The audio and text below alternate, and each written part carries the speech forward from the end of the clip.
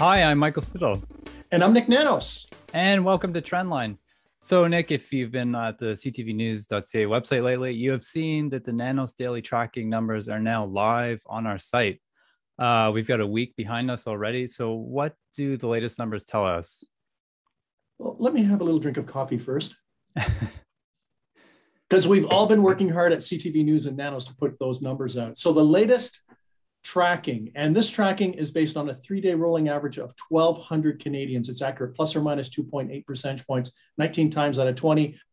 Random telephone and cell line sample, live people talking to live people. The latest numbers are Liberal, 32.5, Conservative, nipping at their heels, 31.4, New Democrats, 20.8, Bloc, 6.3, Green, 5.1, People's Party, still on the radar, 3.3%. So factoring the margin of error, plus or minus 2.8 percentage points, 19 times out of 20, it is a dead heat between the Liberals and the Conservatives, and the New Democrats are about 10 points back, but still doing pretty decent at around 21%.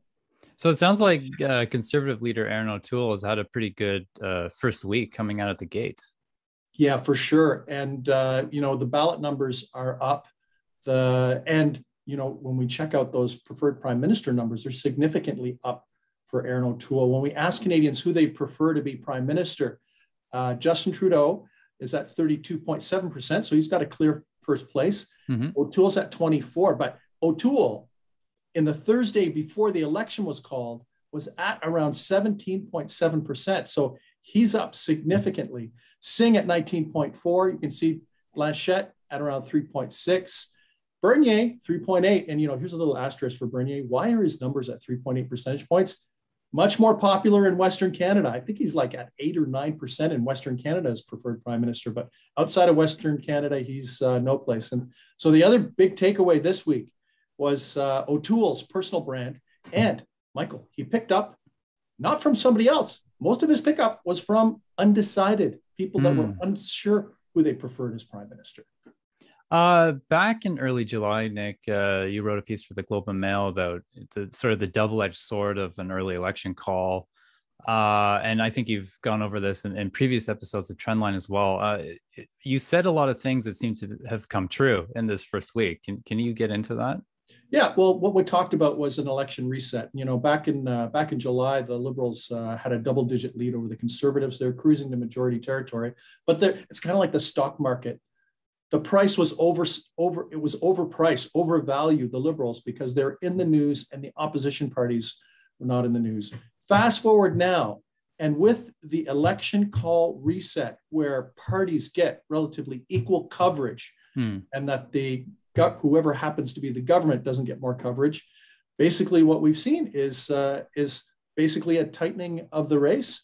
And I would say right now, with the Liberals at 33 and the Conservatives at 31, basically what we have is the true value. And that I would also put the New Democrats in that at 21%, that we're probably at the true value of their political stock. So now the race is on. Everyone's basically rebased to where they should be. And it's going to be interesting to see whether there's a breakout moment, because that's the thing we've got to watch out for right now. Now, if you're in the Liberal Party and you're looking at these latest numbers, is this a reason to change course, or is it too early to say? Well, yeah, you've got to be disappointed if you happen to be a supporter of the Liberals, because the Liberals have gone from majority territory to minority territory to a dead heat, at least on the ballot numbers. And they have to watch momentum. The other thing is the Liberals have decided to have the shortest election possible. That means there's less runway to stop a trend or momentum if it builds behind any one of the federal parties. So it's a risk on that front too. So right now, there's a little bit of momentum with the Conservatives and Erin O'Toole.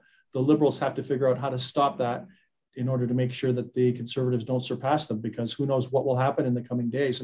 And for O'Toole, it's got to be a bit of a white knuckle. This is the white knuckle. I don't know if my knuckles look white. White knuckle. It's like, hey, I had a good week. My numbers are up. The ballot numbers are up. Can I keep it going? So for O'Toole and the Conservatives, it's not to make a mistake. And for Singh, Jagmeet Singh is an important factor in this election. He's got to figure out how he can cut through the clutter and make it a three-way race Saw that before, and provided for a really exciting election back in 2015 when there was a three-way race at one point. I also want to just look at the preferred PM numbers briefly for Green Party leader Annamie Paul, because this is really the first time we've seen her out on the election campaign. It looks like it's gone down a little bit. Yeah, well, factoring the margin of error, it could just be statistical noise, but it not moving up, that's for sure. And I think this is part of the situation that the Greens find themselves in with some of their internal, why don't we just call it internal conflict that they're having between the leader and the governing council, where Annamie Paul, this election is her introduction to Canadians, but she is not running a traditional national campaign because the funds have not been provided for that to happen. So, on the one hand, could be considered unfair to see that her numbers are doing so poorly. And then on the other hand, it's self-inflicted because the Green Party is withholding funds for her to wage the campaign that past Green Party leaders have been able to wage. Nick, as always, thanks very much. It was fun. And where can we find you? On Twitter at Nick, N-I-K Nanos, or if you want oodles of data, www.nanos.co. And I'm also on Twitter at Michael Stittle. You can find Nick's daily tracking numbers at ctvnews.ca. And we'll be back on Wednesday.